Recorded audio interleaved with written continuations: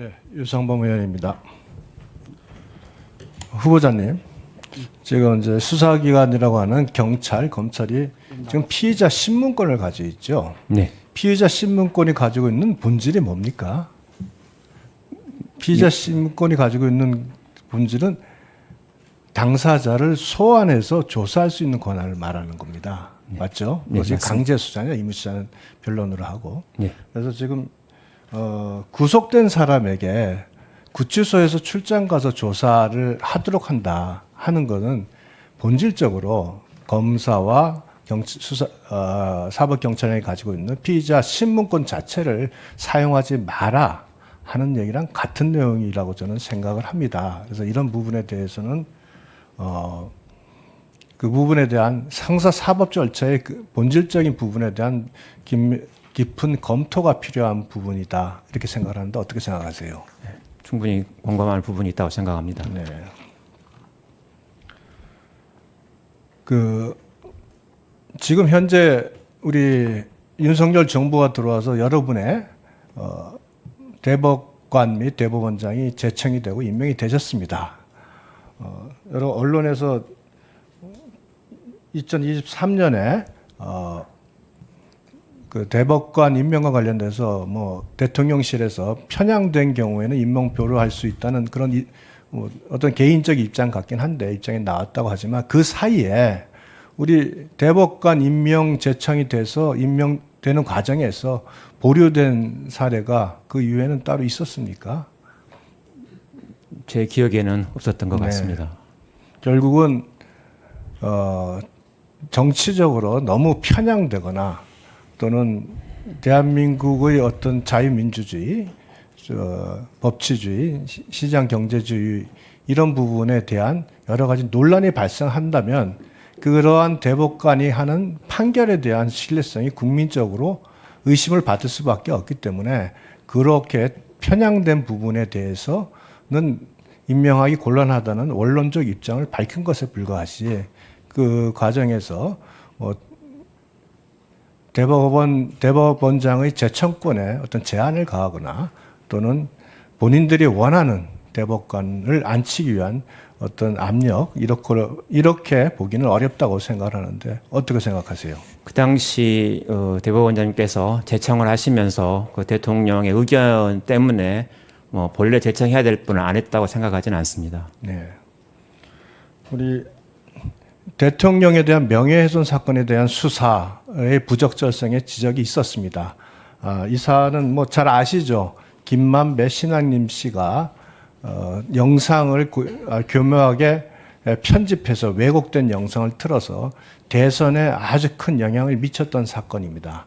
그와 같은 영상 제작으로 1억 5천만 원의 돈이 주고받은 사건이라서 이와 관련돼서 결국 그 배임 수재와 직접 관련 있는 사건이기 때문에 직접 수사할 권한이 있다. 그래가지고 검찰이 구속영장을 청구했고 법원이 구속영장을 발부한 사안입니다. 잘 아시죠? 예, 알고 있습니다. 자, 그러면 법원에서 이와 같은 신문을 할 때, 구속영장 신문을 할 때, 검사의 직접 수사권 여부에 대한 분명히 다툼이 변호사에게도 제기가 됐을 거로 봅니다. 만일 검찰이 직접 수사권이 인정되지 않는다면 법원에서 구속영장을 발부합니까? 안 합니까? 구체적 사안에 대해서 말씀드리기 어렵지만 만약에 담당 판사가 검찰의 수사권 범위에 속하지 않는다고 판단하였다면 뭐 달리 판단했을 수도 있다고 생각합니다. 네. 자, 또 재미있는 또 질문이 나와서 묻습니다. 추미애 장관 있을 때 도이치모터스 사건에 관해서 윤석열 검찰총장에게 수사 지휘 금지를 지휘했습니다. 사실은 이 부분이 이 지휘권의 범위에 대해서 굉장히 법적인 논란이 많았던 부분이고요. 지휘권의 한계를 일탈했다는 비판도 많았던 부분입니다. 뭐 그 부분을 질문하려는 건 아닌데 그 당시에 장관이 지휘권을 내리는 거는 윤석열에게 내린 겁니까? 검찰총장에게 내린 겁니까? 당연히 그 직에 대해서 내린 거죠. 제가 묻습니다.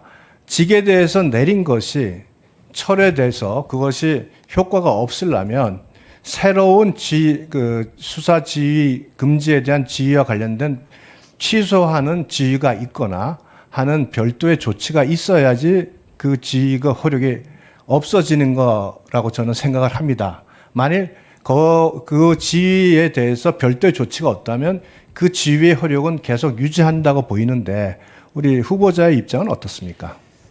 원론적으로 행정청의 명령은 명시적이든 또는 묵시적이든 철회되지 않는 한 효력이 있습니다. 예. 명확하게 제 질문에 대한 네라는 답은 아니지만 전체적으로 일반론적인 원칙론적인 그 답변을 정확히 해주셔서 감사합니다. 대통령이 거부권을 남발한다는 비난을 이제 민주당 등에서 굉장히 많이 제기를 하고 있습니다. 이에 대해서 후보자께서는 제2요구권은 헌법 원리에 부합되게 행사되어야 하며 그에 부합하는 한 최대한 존중되어야 할 것이나 이를 넘어서 남용되어서는 안 될 것이라고 생각합니다. 그래서 이 남용이라는 단어에 방점이 찍혀서 언론에 보도된 거 보셨죠? 네. 후보자께서 생각하시는 남용의 판단은 뭡니까? 결국 헌법 원리를 따져볼 수밖에 없지 않을까 생각합니다. 네, 그러면 한번 물어볼까요? 지금 현재 제2요구권이 행사된 이유는 거대 야당이 여당과의 대화 타협을 전혀 하지 않고 일방적인 독주로서 다수결의 논리만을 가지고 계속 법안을 통과시키고 그 법안에 대해서 대통령께서 제2요구를 행사하는 겁니다. 각 개개의 법안을 다 설명할 수는 없지만 의회 민주주의의 원칙이 많이 훼손됐다는 것이 국민의 입장이고요. 또 많은 예, 정리할 시간. 여러 가지 제2요구권이 된 많은 법률, 특히 노란봉투법 같은 경우는 우리나라 손해배상 제도의 근본을 완전히 훼손하는 제도이기도 하고요. 특검법 같은 경우는 특검의 대상이 될 수 없는 사유를 다수 집어넣기 때문에 또 이게 제2요건이 행사됐습니다. 즉 이와 같은 경우 이것을 이것에 대한 제2요구를 한 것을 남용이라고 할 수 있습니까? 네, 구체적인 사안에 대해서 제가 말씀드리기는 적절하지 않다고 생각합니다. 다만 정치적 행위, 고도의 정치적 행위이니까 정치적으로 판단되고 또 최종적으로는 헌법재판소에서 심판이 될 수도 있는 문제라고 생각합니다.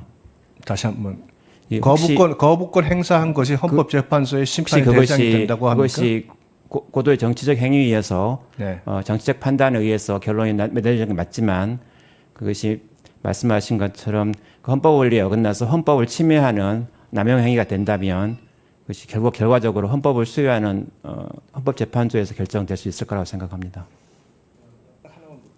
예, 그러세요. 법 왜곡죄를 지금 발의했어. 지금 논란이 되고 있습니다. 그거 잘 아시죠? 네. 법 왜곡죄의 내용에 대해서도 잘 알고 계시죠? 예. 법 왜곡죄의 내용이 어떤 겁니까? 판사나 검사가 그 직무를 위배해서 이렇게 그 재판 과정에서 네, 증거나 사실관계를 조작하거나 또는 적용 법령을 제대로 적용하지 않은 경우에 법 왜곡죄로 처벌하겠다는 것이 지금 이 내용입니다. 저도 뭐 법조 30년이 넘었지만 듣도 보도 못한 이런 법까지 이제 발의될 정도로 입법부에 의한 사법부의 통제 압력이 엄청나지고 있습니다. 이 부분에 대한 후보자의 입장은 어떻습니까? 굉장히 사법권의 독립을 침해할 수 있는 소지가 큰 법률이기 때문에 심도 있는 검토가 선행돼야 한다고 생각합니다. 예, 마치겠습니다. 네, 수고하셨습니다. 허영 간사님 질의해 주시기 바랍니다.